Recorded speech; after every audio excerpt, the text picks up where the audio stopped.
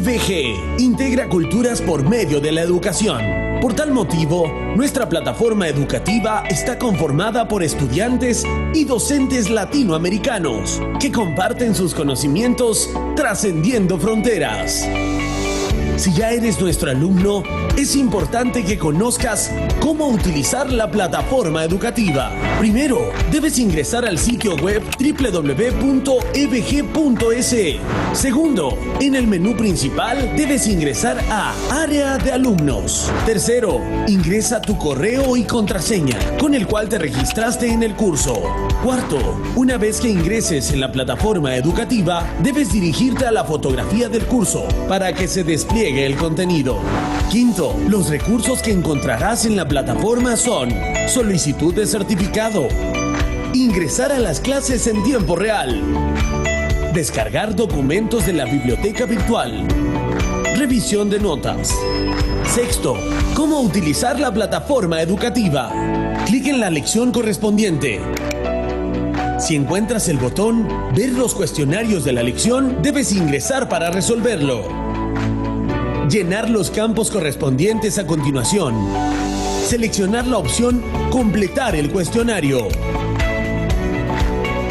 Tienes el botón de Contactar con el profesor. Education Business Group. Una nueva forma de pensar.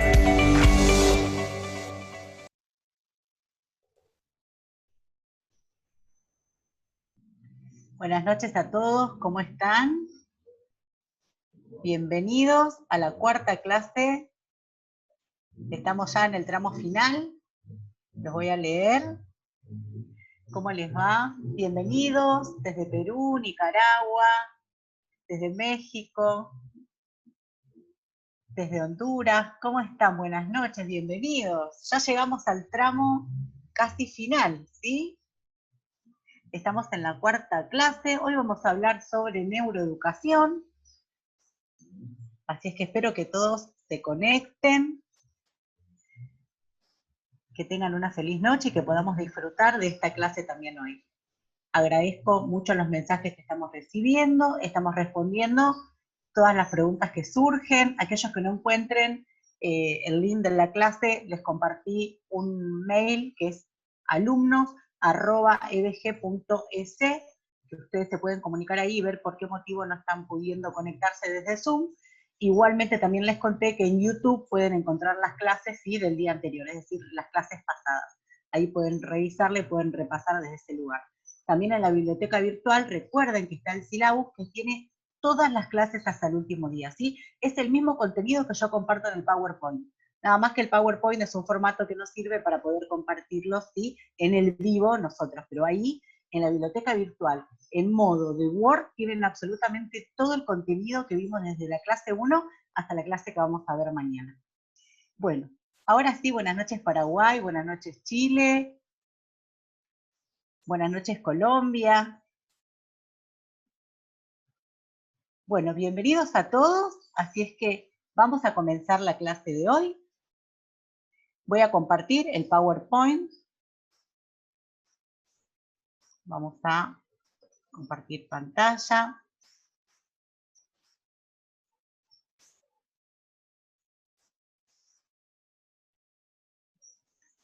A ver.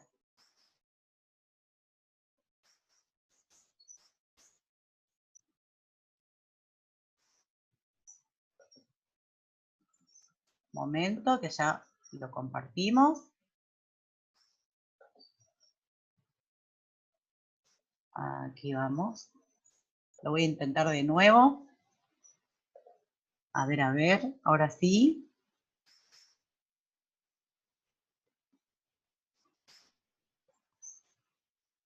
No estoy pudiendo compartirlo desde acá. A ver.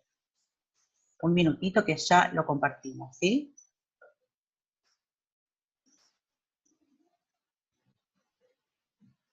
Ya lo compartimos.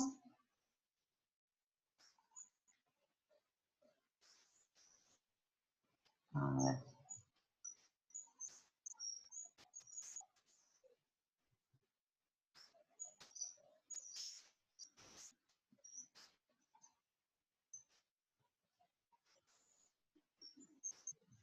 Ya lo compartimos, ¿eh? Estoy tratando de, se ve que está lenta la conexión, pero no se preocupen que en un segundito ya lo estamos compartiendo. Así podemos ir visualizando lo que vamos contando. A ver, a ver.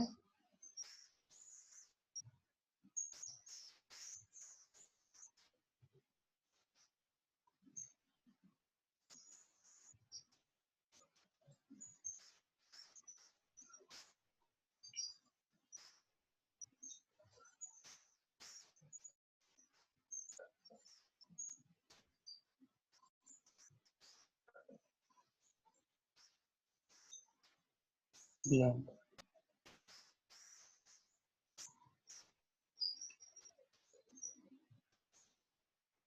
Bueno, hoy se tildó, me parece.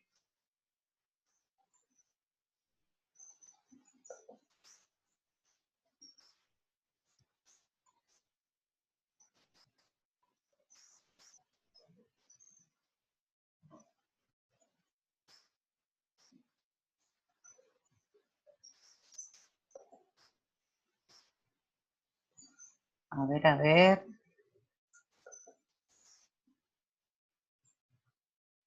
Creo que se me tildó a mí, ¿eh?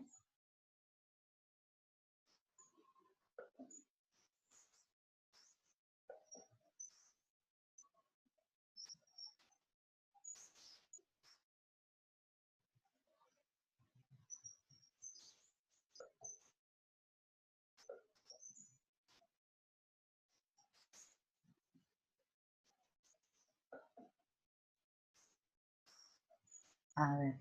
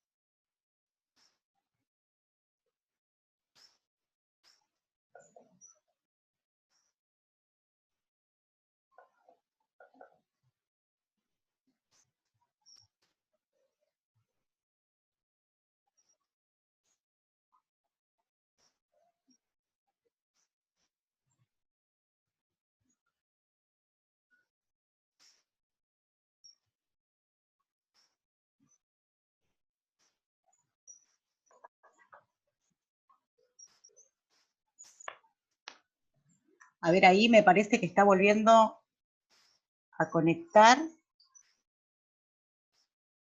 No puedo creer. Se ve que está tildado. Fíjate si se puede compartir ahí.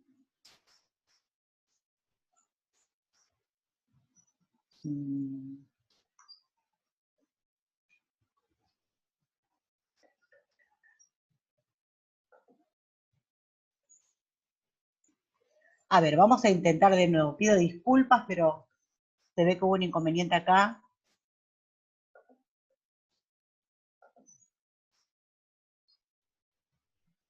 Ahora sí. Muy bien, ahora sí. Pido disculpas, fue un inconveniente con mi compu, ¿sí? Hace un ratito se cortó la luz, así es que volvimos a cargar todo de nuevo y se ve que tardó como en enganchar el PowerPoint. Así que ahora sí, bueno, les doy la bienvenida a todos. Disculpen este minutito que estuvimos como desconectados, pero ya está todo solucionado. Como les contaba, hoy vamos a hablar sobre neuroeducación, ¿sí? ¿Cuáles fueron los orígenes de la neuroeducación? ¿Qué es neuroeducación para aquellos que recién escuchan el término o que sí saben que se está escuchando sobre este término, esta palabra, ¿sí? En esta nueva era, dentro del ámbito educativo y también para los papás, ¿sí? En las familias se utiliza mucho esta manera, esta nueva manera de poder enseñar, que tiene que ver con la neuroeducación. ¿Por qué es tan importante si hablamos de un docente, de un maestro, de un profesor? ¿Sí? Que este se desarrolle en neurodiversidad en educación. ¿Qué quiere decir neuroeducación? Primero, nos vamos, como cada clase, le damos la bienvenida desde Education Business Group. Como ya lo contamos todas las clases anteriores, ¿sí? Ya saben de qué consta el curso también, mi presentación también. Lo que vamos a hacer es, como en todas las clases hicimos hasta aquí, ¿sí? Partir desde un poco de historia, ¿sí? Para que no nos quede luego cuando hablamos del enfoque que vamos a dar hoy, que es justamente de un gran neurólogo, un gran investigador y el precursor de esta neuroeducación en esta nueva era, ¿sí? Que viene del 2000 a la actualidad, tiene que ver con el señor Francisco Mora Teruel.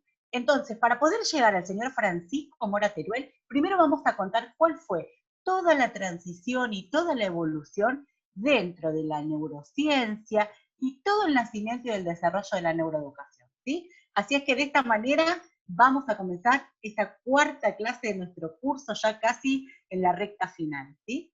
Partimos entonces de un punto de inflexión en la neurociencia a finales del siglo XX, donde a finales de esa década, de ese siglo, perdón, se origina el auge en el estudio del cerebro, ¿sí? Entonces empezaron a preguntarse luego de diferentes investigaciones, ¿sí? A lo que hoy se llama y se conoce como la década del cerebro, que surgió en el 1990 al 2000. En esa década se la llamó porque fue furor toda la investigación y todo el estudio, ¿sí? Hablando desde las neurociencias al cerebro. Entonces se le llamó a esa década la década del cerebro, denominada así por la Biblioteca del Congreso y el Instituto Nacional de Salud Mental de los Estados Unidos, otros autores, ¿sí? Y que hablaban también, en realidad sostenían, que en esa década la neurociencia y la educación aún no estaban unidas. Dato importante, saber que en esa década, la que se le llamó la década del cerebro, la neuroeducación, ¿sí? No estaba unida a lo que hoy, ¿sí? Nosotros sí sabemos que se llama neuroeducación, ¿sí? Pero en esa década justamente tuvieron que ver que la neurociencia y la educación aún no estaban unidas, por eso es que recién comienzan allí los orígenes de este término, ¿sí? Entonces, contamos que los descubrimientos y las nuevas técnicas fueron dando camino, ¿sí? Abriendo camino a crear puntos de encuentro en estos dos, ¿sí? En estas dos, digamos, tanto la ciencia como la educación, fueron encontrando puntos de encuentro, ¿sí? Empezaron a unirse de alguna manera, a poder focalizar qué pasaba cuando se daba la unión de estos dos factores tan importantes para el desarrollo y para la vida de cada persona. Bien, sobre todo en los niños, ¿sí? Que es hoy el auge, porque justamente es en la primera infancia donde este señor, que se llama Francisco Mora, escribe muchísimos libros y justamente los apunta a todos los que somos docentes, ¿sí? A los profesores, a los padres, como dije desde el principio del curso, a todas las personas que están en contacto directo y en conexión directo con los niños, ¿sí? Con la primera infancia. Nos pide justamente que hoy ya es muy necesario que nosotros comencemos a desarrollarnos primero en todo lo que hablamos ayer y anteayer, que tenía que ver con el reconocimiento de las emociones, cómo saber gestionarlas, con todo el desarrollo de la inteligencia emocional, ¿sí? Y que hoy también nosotros podamos ser educadores desde la neuroeducación. Educadores tanto en el ámbito educativo como institución, ¿sí? Como escuela, como jardín de infantes, como espacios de niños, y también en nuestros hogares, como familia, ¿sí?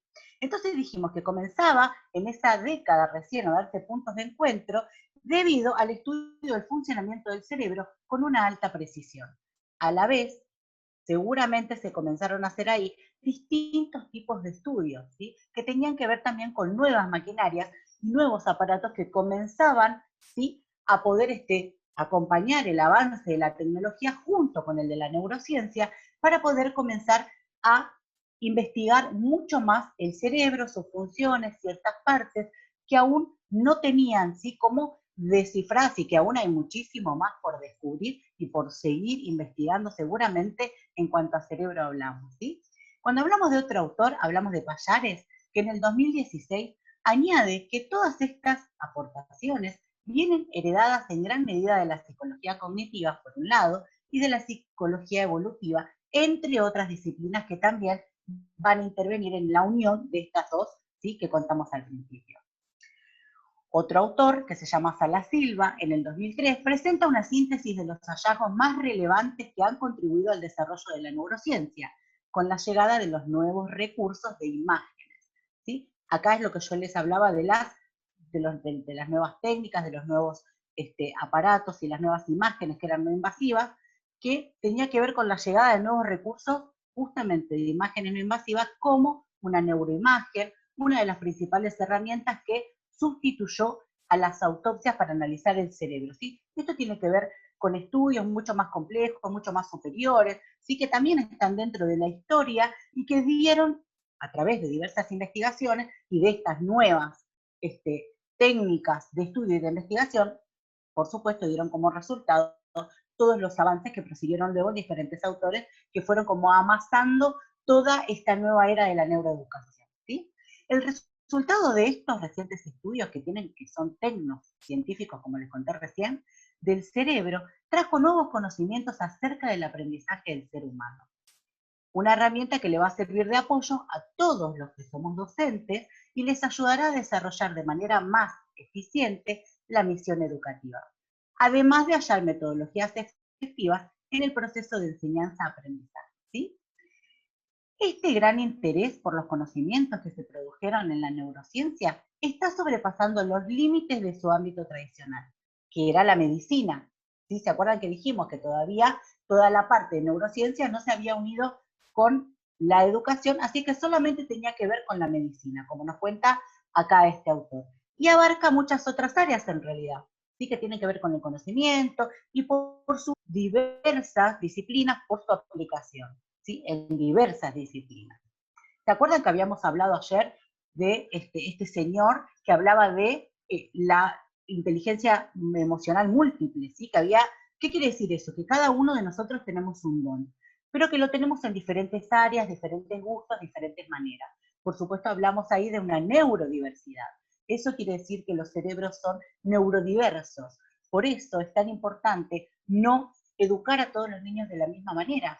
Y a esto lo voy a llevar en la familia si somos padres. Seguramente si tenemos un hijo mayor, ¿sí? Lo habremos educado de una manera, y al segundo hijo quizás intentamos, alguna familia, querer educarlos de la misma manera que el primero, y algunas cosas no se van a poder realizar.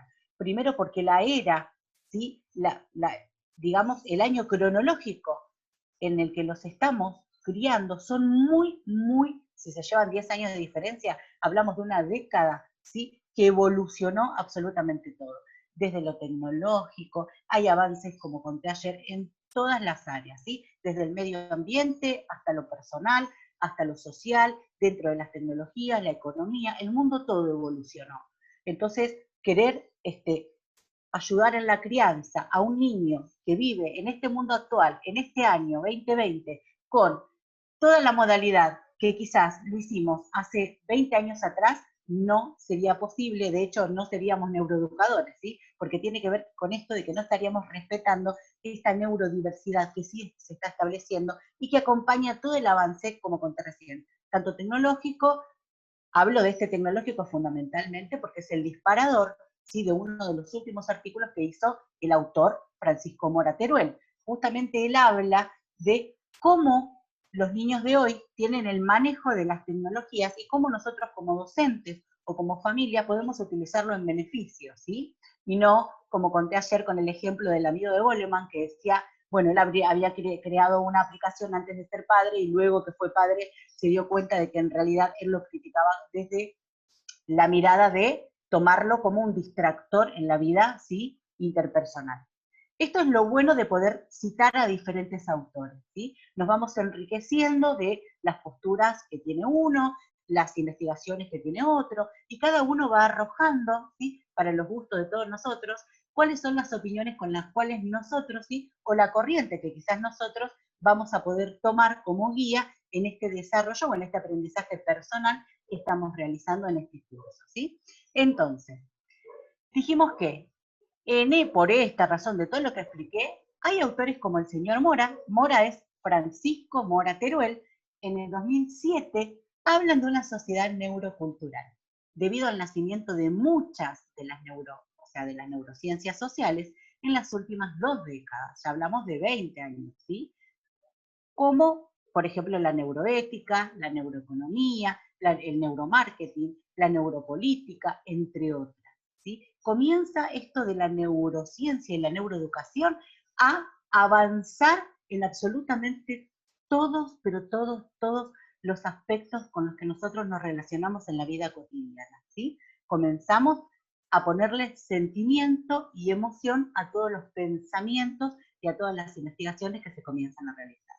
En este contexto nace la neuroeducación, interpretada como una introducción del estudio neurocientífico del cerebro en los procesos de aprendizaje y su posible contribución a la enseñanza, ¿sí? Esto que nosotros estamos contando son los primeros inicios de las investigaciones de la neuroeducación, por eso son pequeños extractos de artículos, de libros y de fragmentos, pero que en realidad nos van haciendo el hilo conductor hasta la actualidad, ¿sí? De acuerdo con dos autores, Batro y Cardinali, que hablaron en 1996, la neurociencia en realidad es interdisciplinar y multidisciplinar. Esto quiere decir que se establece, ¿sí? Establece una relación y que se compone de los conocimientos generales por varias ciencias, como la neurociencia, la pedagogía y la psicología, ¿sí? Aquí ya aparece la pedagogía también, ¿sí? Pallares en el 2016, mucho más avanzado, ¿sí? Nos dice, en realidad defiende esta idea que tuvo primero Batro y Cardinale y profundiza, es decir, este autor toma la investigación de estos dos anteriores y las profundiza justamente en el concepto de la neuroeducación y argumenta que es una ciencia que integra conexiones neuronales, la estructura y el funcionamiento del cerebro divulgado por la neurociencia. Y que además de nutrirse de la psicología, una ciencia que proporciona un conocimiento sobre los comportamientos humanos, las emociones, sentimientos y el pensamiento crítico. Y por último nos dice, habla de la pedagogía, la cual incorpora los nuevos conocimientos y descubrimientos para diseñar metodologías educativas cuya base es el aprendizaje. Fascinante va a ser el mundo de la neuroeducación hoy en la actualidad, ¿sí? Si bien decimos que hace muchos años que se viene hablando, que se vienen gestando distintas, ¿sí?, investigaciones, distintos conceptos en realidad, ¿no? Distintas miradas, distintas líneas de acuerdo a cada autor que lo abordó, o como recién nos contaba Pallares, que él en realidad lo que hace es profundizar la idea que tuvieron Batro y Cardinali. Entonces, y de esta manera se va sucediendo, ¿sí? Un autor investiga hasta cierto año, otros más contemporáneos toman, ¿sí?, aparte de sus investigaciones propias, por supuesto, toman esas ideas o los inicios de la investigación que han tenido los demás y las van justamente asociando a otras áreas, por ejemplo, ahora sumando la pedagogía, y deja de ser solo, ¿sí?, perteneciente al ámbito de salud, ¿sí?, sino que al ser neuroeducación ya podemos hablar que une o que fusiona justamente esta parte de salud con la parte del aprendizaje, que tiene que ver con la escuela, con el hogar, con todo el aprendizaje que nosotros como adultos, ¿sí?, podemos comenzar a ser neuroeducadores. Bien, cuando hablamos de la neuroeducación, ¿sí?, hablamos de estas partes del cerebro. Y fíjense, ¿no?, la imagen. Hablamos de un equilibrio en la parte frontal, de la habilidad, de la visión, de la emoción. ¿Se acuerdan que esa parte era la que vimos en una imagen de las clases anteriores, que manejaba todo nuestro cerebro límbico, nuestro sistema límbico dentro de nuestro cerebro nervioso, ¿sí? ¿Dónde está la escucha, la visión? Todos nuestros sentidos, las flechas de esta imagen nos llevan al mundo que nos rodea, ¿sí? ¿Se acuerdan que dijimos de que todas las ventanitas de percepción que funcionan como estímulo para nosotros, y ni hablar para la primera infancia, para todos los niños, es justamente todos los sentidos, absolutamente todos.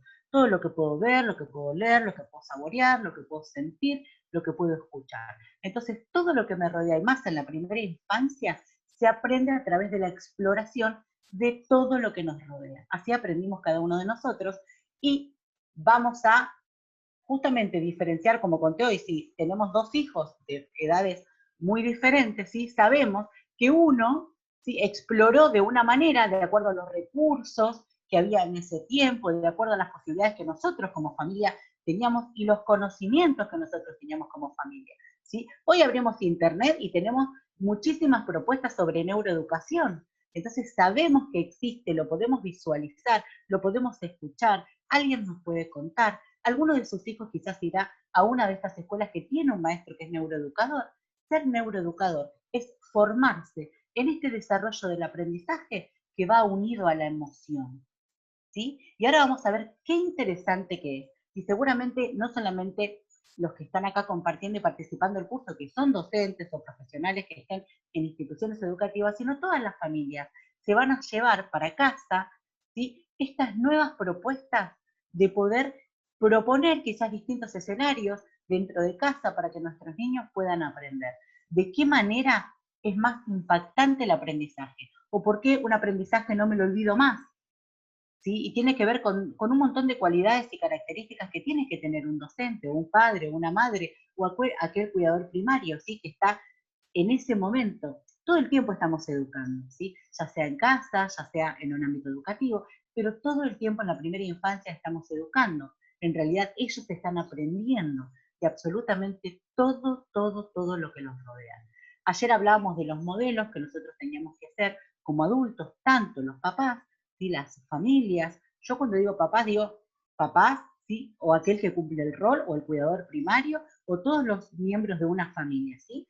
Y lo que es el ámbito educativo. Decía que nosotros teníamos que oficiar como modelos, gestionando nosotros nuestras emociones, pudiendo nosotros ser empáticos, ¿sí?, ser resilientes ante aquellas situaciones que nos estaban posiblemente desbordando ante alguna situación de enseñanza-aprendizaje, y poder manejarla para que pueda fluir justamente dentro del aula toda esta situación que tiene que ver con la neurodiversidad, con aceptar o entender cómo funciona un cerebro, ¿sí?, saber esto de las inteligencias múltiples. Si sé que doy música y solo a 4 les gusta música, tengo que poder hablar con las familias y contarles esto maravilloso que está sucediendo, este don que tienen, para que continúen estimulándolo, para que continúen potenciando, ¿sí?, esa cualidad. Lo mismo en las otras áreas. Si tengo alumnos que solamente, o hijos, ¿sí?, que les gusta la ciencia, poder potenciarlos en esa área. No solamente, ¿sí?, poder decir, bueno, voy a dar una clase o voy a hablar de un tema que sea para todos iguales. Y esto de la neurodiversidad nos pasa en casa también, ¿sí? Los que vivimos en una misma casa, ¿sí?, los que somos una familia, no todos somos iguales, y no todos tenemos los mismos gustos, y no todos aprendemos de la misma manera, y no todos tenemos el mismo don. Pero seguramente todos y cada uno de nosotros tiene un don, tiene una estrellita con la cual brillar. Solamente hay que reconocerla, hay que buscarla, hay que encontrarla, y aquel que no se dio cuenta aún, nosotros, si es un niño, nosotros como adultos, debemos ayudarlos, encaminarlos a que puedan encontrar y potenciar esa habilidad, ese don que tienen, ¿sí? Eso es la neurodiversidad. Poder comprender que no todos somos iguales y ayudar a potenciar al otro cuáles son sus dones. De acuerdo a las inteligencias emocionales, como habíamos hablado ayer, ¿se acuerdan? Bueno, para continuar con esta corriente de la neuroeducación, la neuroeducación nos acerca a las más recientes investigaciones sobre el cerebro, ¿sí?, y el funcionamiento de los circuitos nerviosos. Están involucrados con todas las áreas, como contamos ayer, ¿verdad? En las matemáticas, la lectura, la música, el arte, lo cual permite que todos los educadores, profesionales o padres, ¿sí?, tengan una base más sólida para poder innovar las propuestas, como les contaba básicamente recién. Las investigaciones también nos demuestran que la práctica de determinadas habilidades puede modificar el cableado del cerebro, haciendo que nuevas conexiones sinápticas se establezcan y se refuercen las existentes. ¿Se acuerdan que ayer contábamos que se puede desaprender y volver a aprender, ¿sí? Y también acá se puede reconectar, ¿sí? Tiene que ver prácticamente con asociar en la neuroeducación el aprendizaje con la emoción, ¿sí? Si yo me siento motivado, si me siento emocionado, si me siento sorprendido como niño, seguramente va a ser distinta la manera de aprender que puedo llegar a tener a aquella que pueda ser más tradicional, que sea una enseñanza que en realidad se usaba en otras épocas, en otras décadas, que tiene que ver, si hablamos como docentes, que no nos fuimos ayornando o capacitando con las nuevas propuestas educativas. Entonces, tiene que ver con eso, ¿sí? En lo que se refiere a las investigaciones relacionadas a todas las funciones ejecutivas, a las funciones ejecutivas del cerebro, ¿sí? Por ejemplo, que corresponden a la corteza prefrontal, la cual toma aproximadamente, escuchen bien, toma aproximadamente 20 años en madurar esta corteza del cerebro. Las evidencias demuestran que tales funciones empiezan a desarrollarse en la primera infancia. Entonces, siempre va a ser importante poder potenciar a los niños, ayudar a aplicar toda esta nueva neuroeducación en todos los niños. De esta manera vamos a estar construyendo de aquí a unos años a futuro nuevos adultos que puedan gestionar sus emociones, que puedan desarrollar una inteligencia emocional, ¿sí? Que puedan, como dijimos ayer, no por ahí ser responsables de lo que sienten, pero sí ser responsables de cómo actúan. Entonces, poder comenzar a potenciar, a desarrollarnos, ¿sí? Como neuroeducadores en estos niños, va a hacer que sean van a tener una vida mucho mejor, un mejor bienestar y van a desarrollar una sociedad mejor, ¿sí? Que es fundamentalmente lo que se espera a través de la neuroeducación, ¿sí?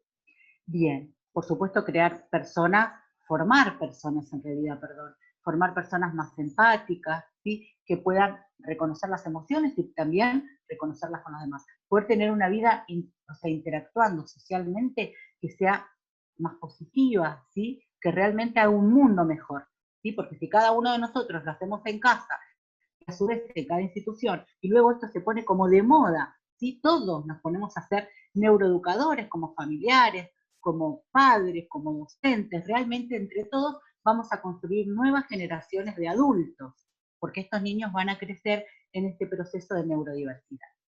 Bien, el desarrollo de las funciones ejecutivas implica el desarrollo de una serie de capacidades cognitivas que han de permitir que los niños puedan mantener información, manipularla y actuar en función de esta, autorregular su conducta, logrando actuar de forma reflexiva y no de manera impulsiva, adaptar su comportamiento a los cambios que pueda producir el entorno, ¿sí?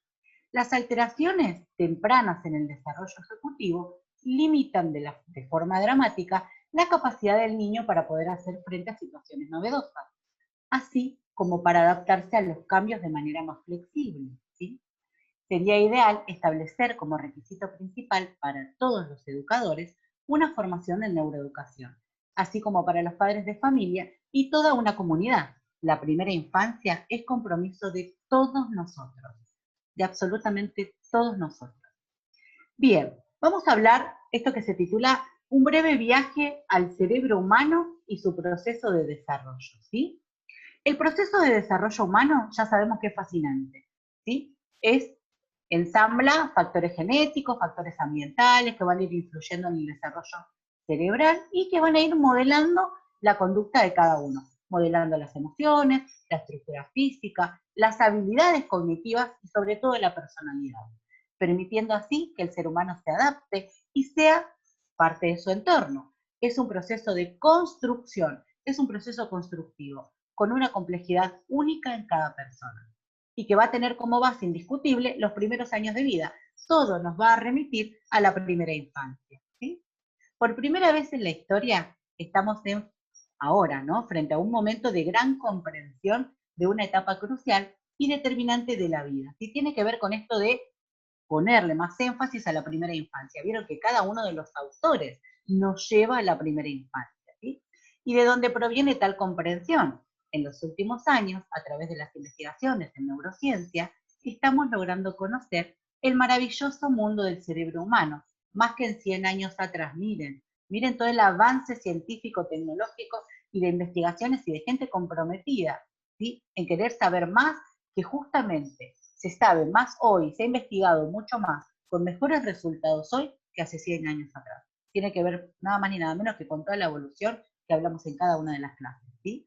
Las neurociencias, entendidas como un conjunto de ciencias cuya meta principal es investigar el funcionamiento del sistema nervioso y en especial el cerebro, ¿sí? Viene actuando en varios frentes, en la prevención, en el tratamiento de enfermedades de fondo neurológico, en el conocimiento del proceso de crecimiento, el desarrollo del cerebro durante el ciclo vital y en la comprensión de las funciones cerebrales y la relación de estas con la conducta, ¿sí? Acerca de toda la importancia de la primera infancia como un periodo de fuerte impacto en la calidad de vida. Posterior a la persona, tal cual como yo les conté, todo lo que nosotros podamos sembrar en la primera infancia, vamos a recoger los frutos cuando sean adultos, ¿sí? O cuando crezcan y tengan sus familias y puedan relacionarse de una manera mejor, puedan tener una familia, puedan decidir qué trabajo pueden desarrollar, ¿sí? Todo va a tener que ver con todo este proceso que comienza en la primera infancia. Bien, dijimos, ¿por qué siempre en la primera infancia? Ya lo conté en una de las clases, pero acá lo vuelve a decir un autor, porque es donde está la más alta plasticidad neuronal, ¿sí? En realidad la plasticidad, la posibilidad de aprendizaje que tiene nuestro cerebro.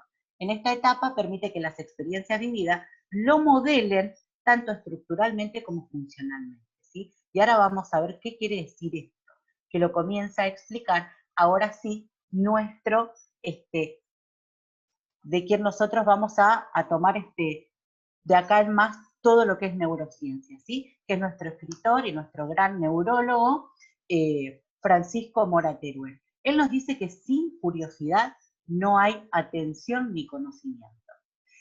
En uno de los reportajes que le hacen en España, es un reportaje muy famoso que ustedes también lo pueden googlear, ¿sí?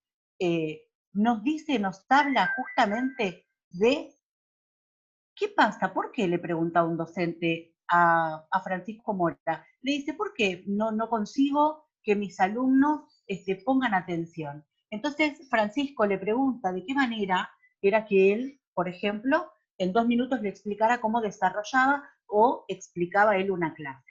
Entonces le contaba que llegaba a la clase, copiaban el pizarrón, el alumno copiaba, interactuaban 2 o 3 preguntas, pero que estaban así, él le preguntaba cuánto dura la materia, aproximadamente 50 minutos, aproximadamente. Entonces le pregunta a Francisco, ¿y la curiosidad?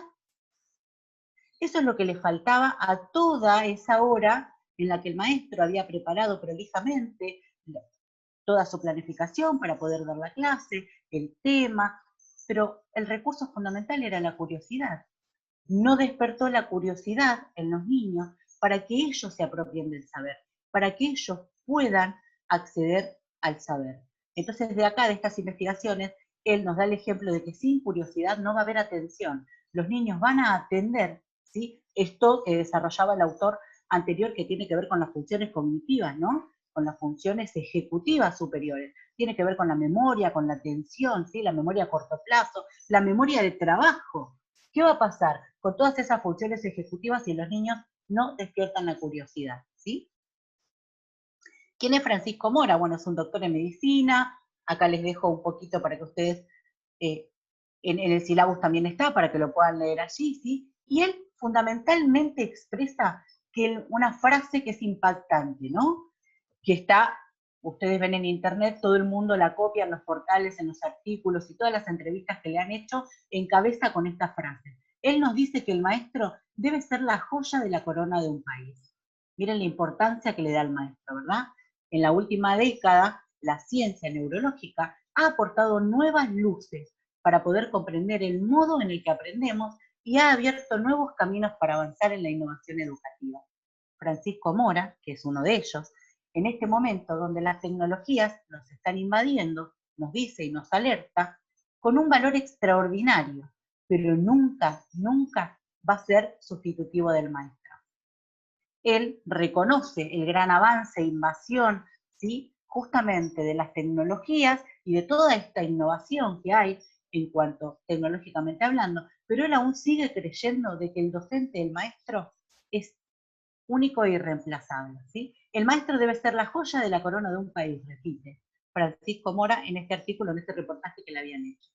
El autor reconoce, por supuesto, muchas situaciones que se van a dar dentro del aprendizaje de nuestro cerebro y de cómo todo el entorno sensorial, que les vengo hablando desde la primera clase, todo lo que nos rodea, cómo lo percibimos, cómo emocionalmente llega a nosotros y de esta manera se dan los niños el aprendizaje, ¿sí? Habla de cómo todo este entorno sensorial y afectivo configura los circuitos neuronales de las personas, ¿sí?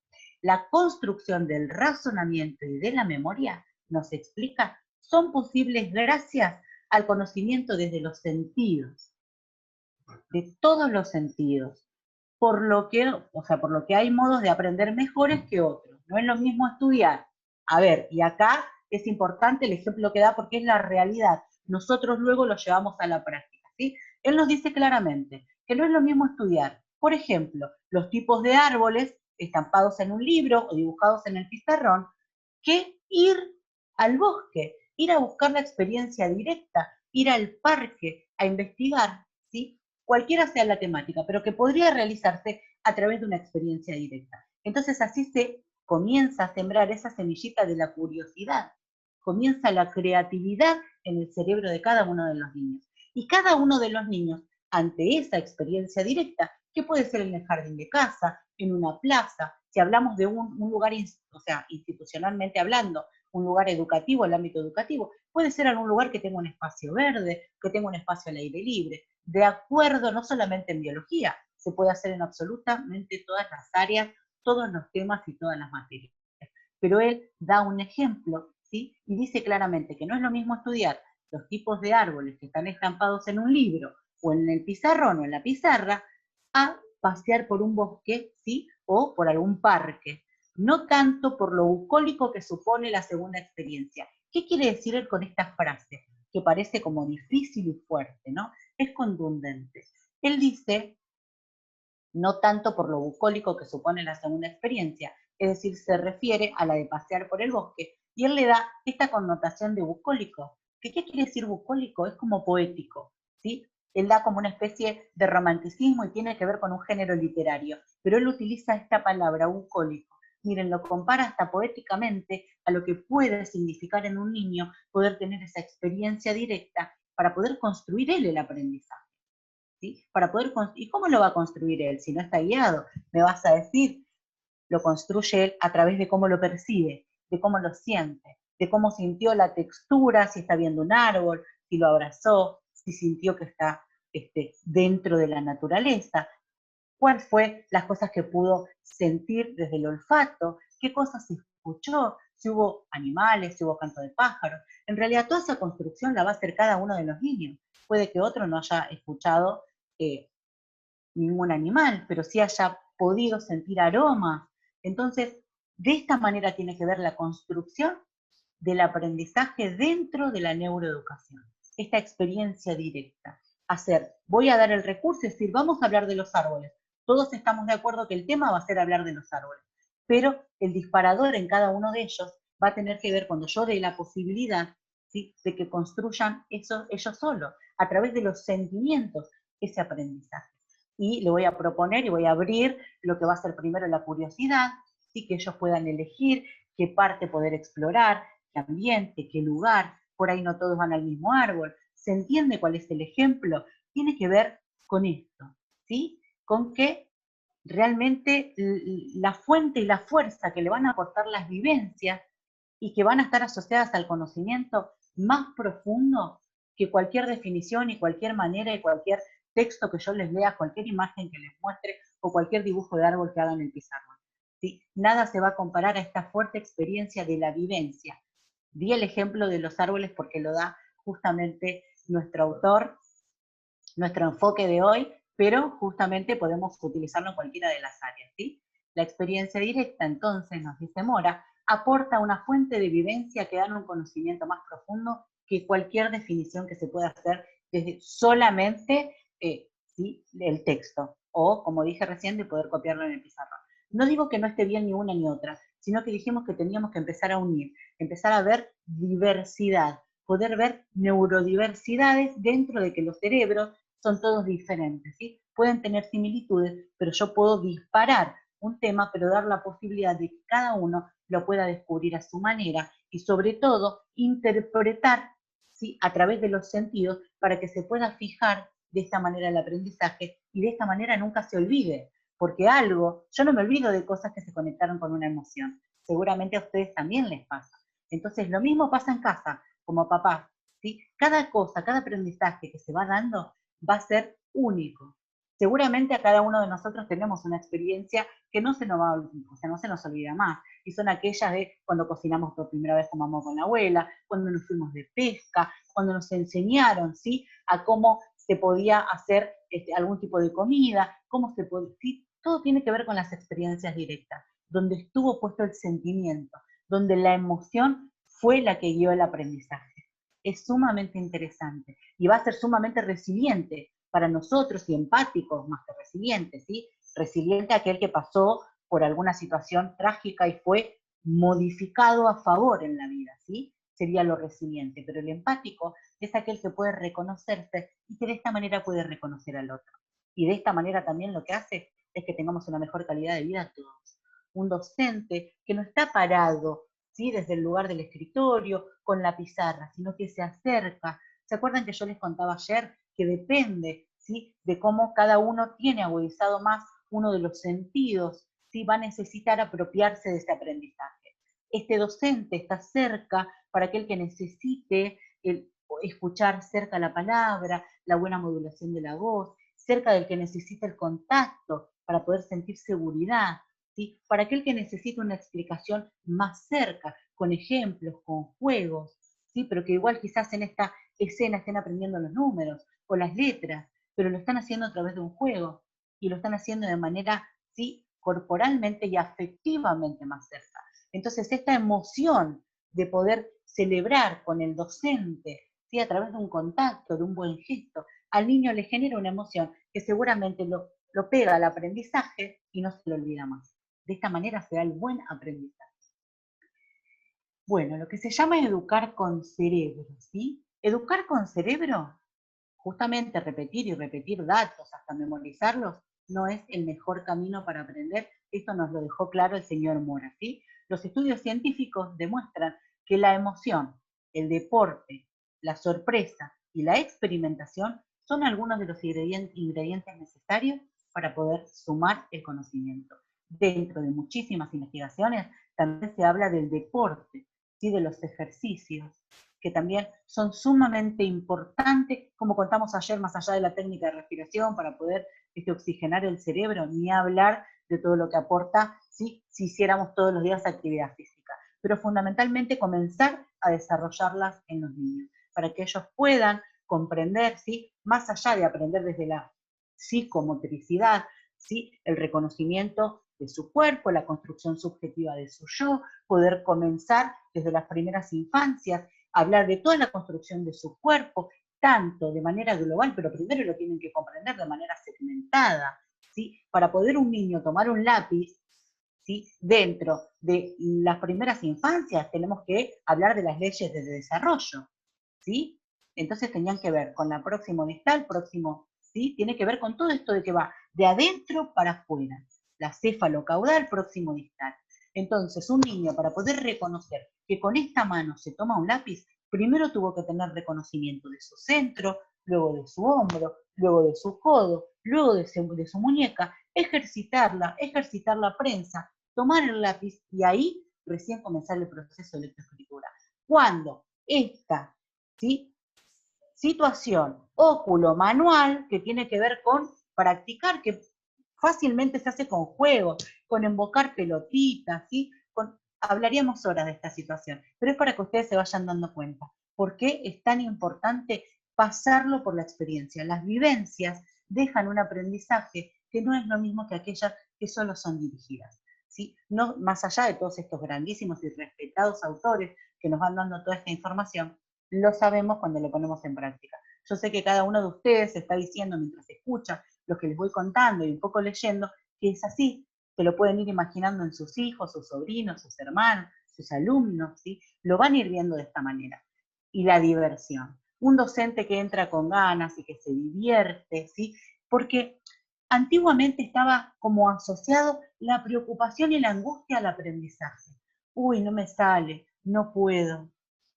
Yo soy una gran resiliente de toda esa época, ¿sí? Era la que se quedaba después que finalizaba el año tomando clases extras porque nunca aprobaba. Entonces, en un momento alguien creyó en mí, alguien utilizó hace muchísimos años la neuroeducación sin saber que existía, pero utilizó desde los sentimientos. Entonces, cuando comenzás a hacerle creer que puede, que es valioso, que no importa si los demás lo hacen a otro tiempo, que él también va a poder, que cuenta contigo, que lo podés acompañar, que vas a buscar distintas estrategias. Entonces, si buscamos con el libro y no pudo aprender, se lo dibujamos en el pizarrón y sigue sin aprender, quizás ese niño necesite más que otros, ¿sí? Pasar por la experiencia sensorial. A veces tiene una etapa. Primero, necesitamos ponerlo en el pizarrón, luego investigar en los libros, porque a veces es así como lo planificamos. Y último, como broche de oro, le ponemos la emoción de ir a la experiencia directa. Y quizás algunos vayan aprendiendo en la primera etapa, otros en la segunda, y otros no entendieron nada, ni en la primera ni en la segunda, y resultó que en la tercera lo disfrutaron como nadie. Entonces, eso es poder ser un docente, sí, que atienda a la neurodiversidad, es aprender a conocer y reconocer cómo actúan los diferentes cerebros de nuestros alumnos, ¿sí? No de Juan y Pedrito, sino de absolutamente todos nosotros, ¿sí? Bueno, no puedo creer cómo se pasa la hora. Bien, seguramente nos quedamos 5 minutitos más porque les quiero compartir algo re importante. La exposición de Mora es didáctica y es entretenida, ¿sí? Seguimos hablando.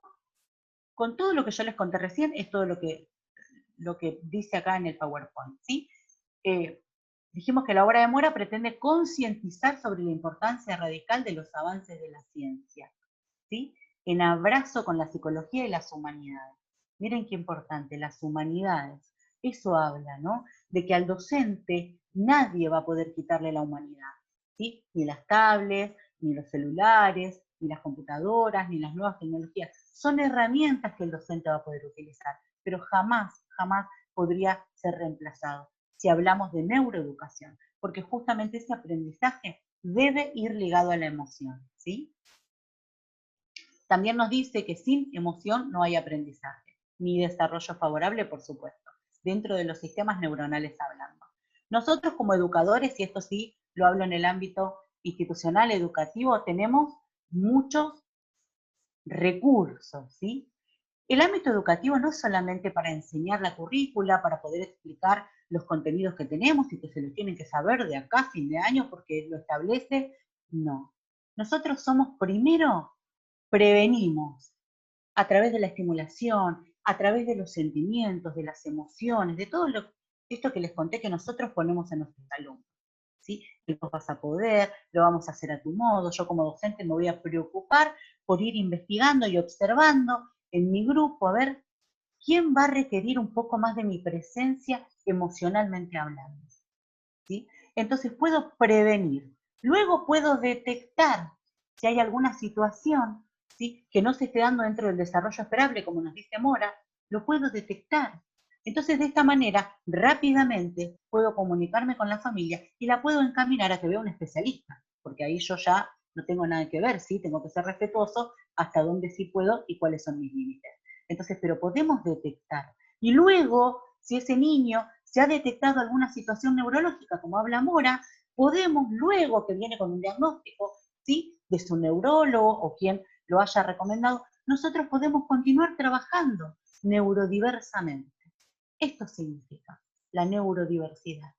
Así que los cerebros, todos tienen capacidades diferentes, habilidades diferentes, y ninguna es más ni menos que la otra. Somos diferentes. Entonces nos tenemos que poner a estudiar, a aprender, a leer, y sobre todo este caminito que hicimos en todas las clases, ¿sí? Primero las emociones, luego hablar de inteligencia emocional y desarrollarla, y luego proponernos ser alguien neurodiverso en cuanto al aprendizaje, ¿sí? Poder acompañarlo desde ese lugar. Entonces nos dice Mora que por todo esto que les explicábamos, que es un gran motivo, la gran responsabilidad de los profesores, de los docentes, de los maestros, es saber que lo que enseñan tiene la capacidad de cambiar los cerebros de los alumnos, ¿sí? En su física, en su química, en su anatomía y fisiología, cambiando todos sus circuitos neuronales, ¿sí? Afortunadamente, este conocimiento esencial va justamente cambiando poco a poco en las escuelas y desde hace muchos años. Viene, gracias a Dios, este nuevo camino y esta nueva investigación, y cada vez somos más los que nos sumamos a este gran cambio, ¿sí? Que queremos seguir y seguir aprendiendo sobre neuroeducación. Nos dice también que solo se puede aprender aquello que se ama. Miren cómo está el sentimiento, ¿no? El amor. El amor está desde el día 1, aunque no lo hayamos nombrado así, tal cual específicamente en la primera clase. Y cuando hablamos de todas las emociones, en todas está puesta el amor, en todas tienen que ver con el amor. Entonces, fundamentalmente, solo se puede aprender aquello que se ama, nos dice Mora, ¿sí? Bien. Bien, bien, bien. Acá nos cuenta más sobre las posibilidades que tienen los docentes o que tenemos para poder aprovechar, que se conoce del funcionamiento del cerebro de nuestros alumnos hoy en día, ¿sí? En realidad, tiene que ver con no solamente los alumnos, ¿sí? Y hace un parate acá en la adolescencia, que ayer yo les conté un poquito esto de qué pasa en la adolescencia, ¿no? ¿Qué pasa con los actuales programas de educación para nuestros adolescentes, ¿sí? La forma en la que se intenta enseñar a los adolescentes está totalmente en contra de los códigos del cerebro, nos dice este autor. A esta edad comienza la enseñanza de materias como biología, química, física, que deben aprender de manera racional. ¿Se acuerdan que habíamos hablado del cerebro racional y del cerebro emocional? Y estas son justamente, ¿sí?, enseñanzas de materias que tienen que ver con lo racional, donde hay que razonar, hay que pensar muchísimo, ¿sí? Y el cerebro de los adolescentes es todo lo contrario, es plenamente emocional. Por eso es que cuesta tanto en esta edad, ¿sí? Nos suele pasar que finaliza el año y no aprobaron, se llevaron 5, 7, 4 materias, no lo podemos creer. Y tiene que ver con esto, porque dentro de la educación seguimos utilizando los mismos métodos, cuando ya la investigación nos dice de que estos adolescentes son plenamente emocionales, no racionales. Entonces deberíamos buscar para estas mismas materias un modo emocional de que lo puedan comprender. ¿Sí? No es que vamos a cambiar los contenidos o eso no se va a enseñar, pero sí poder utilizar desde la emoción, ¿sí?, desde lo lúdico, desde el juego, tanto se puede hablar del juego, ¿sí?, y más en la adolescencia, a todos nos gusta jugar, hasta nosotros que somos adultos. Entonces, de esta manera no nos olvidamos más de quién nos está enseñando y mucho menos del aprendizaje, ¿sí? Desde un punto de vista evolutivo, tiene sentido, porque en esta época de la vida, los chicos buscan sus propios límites e intentan superarlos, ¿sí? Forma parte de una estrategia de supervivencia que tiene que ver con la propia especie, ¿no? Nos dice el señor Bueno, que es otro de los autores, y es este último que estuvimos viendo recién, que nos habla de la adolescencia, ¿sí? Así tenemos cerebros desregulados emocionalmente, a los que intentamos enseñar de manera racional. Por eso muchos chicos en esta etapa dicen que no quieren estudiar, porque no quieren estudiar ciencia. Nos dice este investigador que Bueno es un investigador en genética, ¿sí? ¿Cómo solucionarlo? Es la gran pregunta. Al incluir un poco de emoción, fundamentalmente, en lugar de hablarles solamente de fórmulas y de teoremas, nos cuenta. Se debe tratar de acercar a la ciencia a su vida, como dije hoy, pasarlo por la emoción, una experiencia directa, también en la adolescencia, ¿sí? Enganchar a su cerebro social. Y si el profe de matemáticas, por ejemplo, no solamente explica el teorema de Pitágoras, sino que contara todas las aventuras que tuvo Pitágoras para poder comprender lo que lo llevó a este filósofo y este matemático griego a poder anunciar estos principios de los que tanto se habla, ¿sí? Bueno, nos habla también de que es totalmente importante, Mora nos dice que es importante considerar los horarios. ¿Y cómo se consideran los horarios? Por ejemplo, si un adolescente o un niño van a la mañana, ¿sí?, él habla de niños alondras y de niños lechuzas. Los niños alondras son los que se despiertan temprano a la mañana y los niños lechuzas son los que duermen si hasta más o que les cuesta más porque son noctámbulos. De alguna manera duermen más tarde, ¿sí? Eso tiene que ver con individualidades y particularidades, pero él los selecciona y los llama de esta manera. Entonces él dice que para estas materias que tienen que ver con la ciencia, con las matemáticas, ¿sí?, debería utilizar el ámbito educativo un horario que sea apto para los dos. Ni a las 8 de la mañana que solo aprendan las alondras, ni a las 12 del mediodía que solo aprendan las lechuzas, ¿sí?, sino utilizar un horario estratégico que ya muchísimas escuelas lo utilizan, en el cual estas materias serían como la columna vertebral de todo lo que serían, o sea, de todos los contenidos que se va a dar en el día, pero estas estarían en un horario estratégico para los dos tipos de alumnos, de esta forma los nombramos, ¿sí? Bueno, quiero pasar a esta imagen, ¿sí?, que me pareció impactante cuando la vi, y la maestra le pregunta al niño, ¿por qué no te portas como Pedro? Y el niño le responde, porque me llamo Juan. Entonces, lo que les voy a proponer hoy, ¿sí?, todavía no terminamos, vamos a cerrar con algo, pero esta va a ser aparte de las preguntas que ustedes deben responder, ¿sí?, en las 5 preguntitas del día de hoy, como lo siguen haciendo todos los días. Recuerden, van a la biblioteca virtual y allí está el syllabus en forma de Word que tiene todo lo que hablamos acá hoy, y lo que hablamos ayer y lo que vamos a hablar mañana. todo está ahí, más allá del PowerPoint, todo está ahí, ¿sí? Allí tienen todo para poder leerlo. Vayan y lean para poder responder las preguntas, ¿sí? Les deseo mucho éxito. Y con esta me gustaría que podamos hacer esta reflexión como hicimos el otro día, ¿sí? Quiero que cada uno de ustedes me pueda enviar, si tienen el tiempo, porque no es a modo de evaluación, sino es, como dije, a modo de aprendizaje. Quiero aprender yo de todos ustedes como aprendí de la primera imagen. Entonces, de esta imagen, me gustaría que ustedes me puedan contar de dónde son, ¿sí? Y que me pongan qué reflexión les da a ustedes esta imagen, ¿sí? Donde la maestra, escribiendo en el pizarrón, le pregunta a un niño que está de pie, ¿por qué no te portas como Pedro?, le pregunta. Y el niño le responde, porque me llamo Juan. Entonces, de esta manera, me gustaría que ustedes desde sus casas, cuando tengan un tiempito, puedan hacerme una reflexión. Y cuéntenme de dónde son, ¿sí? Así nos vamos compartiendo de dónde nos vamos hablando, y me gustaría saber la mirada desde el lugar desde donde me están escribiendo. Así es que, para terminar, les quiero unos minutitos, ¿sí? Voy a cerrar el PowerPoint.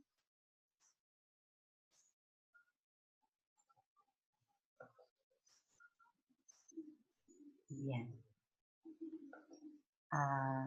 Perfecto. Quiero poder compartir. A ver.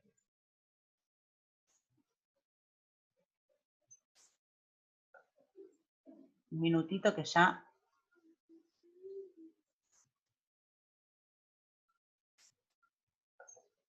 Hoy se está portando mal mi compu. Pero bueno, el cierre lo quiero hacer.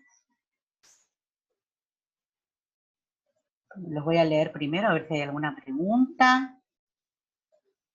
Buenas noches. Bien. Quería ver. Acá los quiero leer un poco.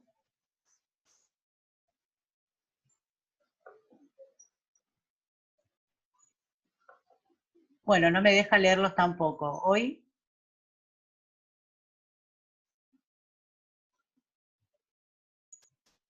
se está portando mal mi compu, ¿eh? Pero bueno, llegamos bien al final y al cierre que yo quería. Les quiero compartir un videíto, pero no lo estoy pudiendo hacer. Es muy cortito.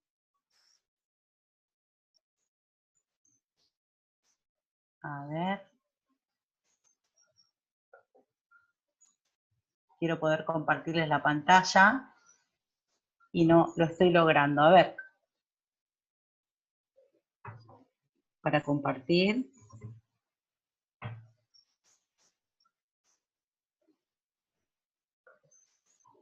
Bien. Ahora sí. Muy bien.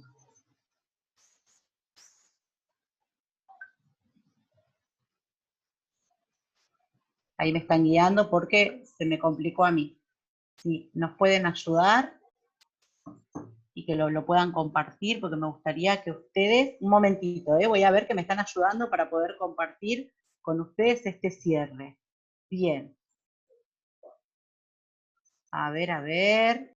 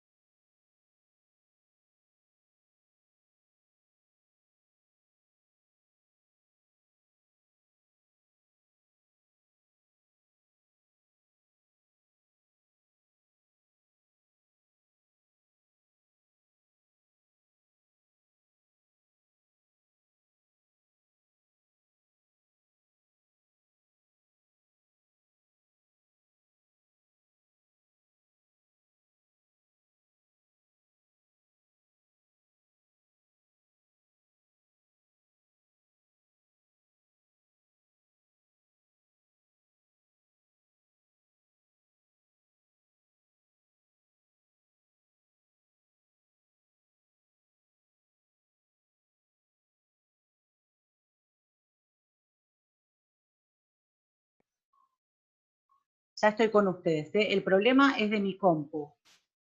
Ya estoy pidiendo ayuda acá. Fue hoy, ¿eh? Hoy se me complicó, pido perdón, pero bueno, la clase ya está cerrada. Quería, primero recuerden reflexionar con esta imagen, que me parece buenísimo de que ustedes puedan enviarme la reflexión, ¿sí? Así vamos, yo voy aprendiendo a ver de cómo piensan todos ustedes y qué les pareció esta imagen. Les dejo un saludo enorme, ¿sí? Buenísimo que ya llegamos a la última clase. Y bueno, lamento no haberles podido compartir el video.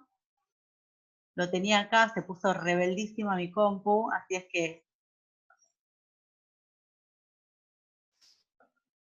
vamos a intentar por última vez. Sí, acá está. Bien.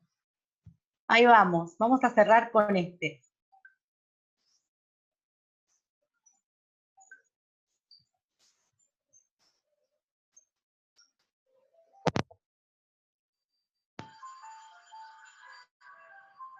Hola niños, hoy es su primer día de clases, vamos a dibujar.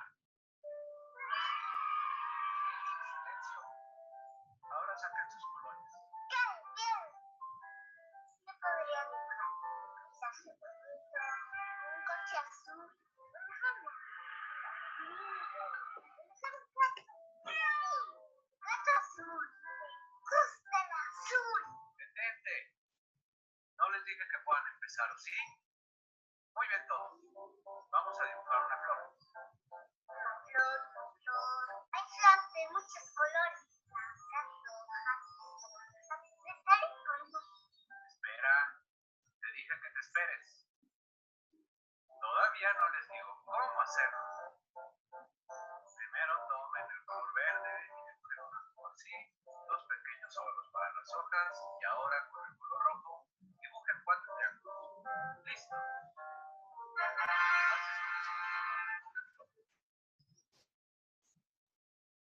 A mí me gusta más mi flor.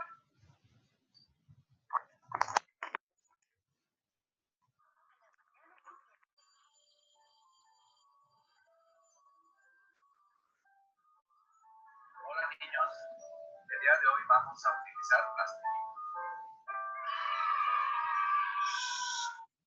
Ahora saquen la plastilina. ¿Qué podemos hacer?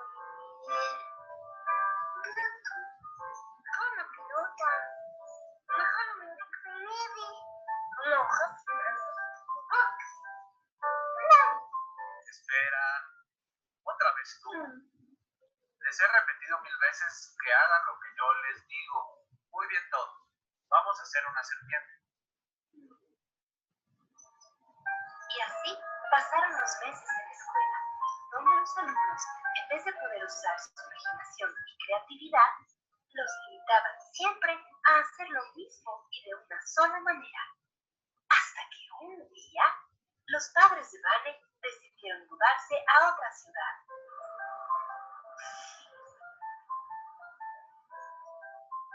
Wow, qué padre. Mira.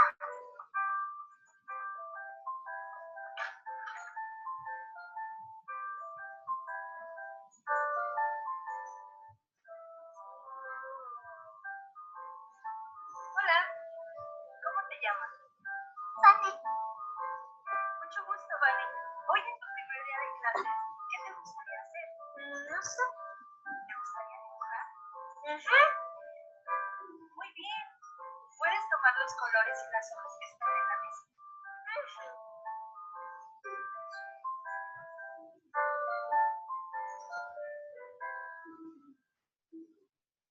Vale, ¿qué esperas? No me dijo cuándo empezar. Cuando quieras. Cuando quiera. ¿Sí? ¿Pero qué dibujo? Lo que tú quieras. Con los colores que tú elijas. ¿Puedo dibujar una flor? Claro. Ok.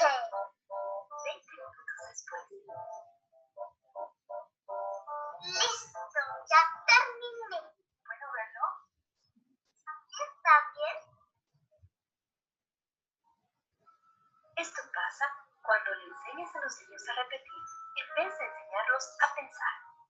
Alentemos su creatividad. Las personas sobresalientes nunca han sido versiones de alguien más. Si permitimos a los niños explorar sus habilidades, les daremos el regalo de reconocer sus talentos y de apreciar los de las otras personas.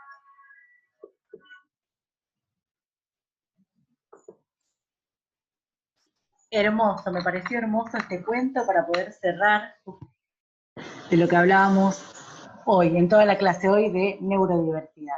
Ahora sí, no nos venció, pudimos emocionalmente terminar la clase, así es que les dejo un cariño grande y los espero mañana para la última clase, para el gran cierre de este curso. Así es que los felicito por haber llegado hasta acá y los aliento a seguir. Mañana nos vemos y no nos ha vencido nada. Así es que un cariño grande, nos vemos mañana.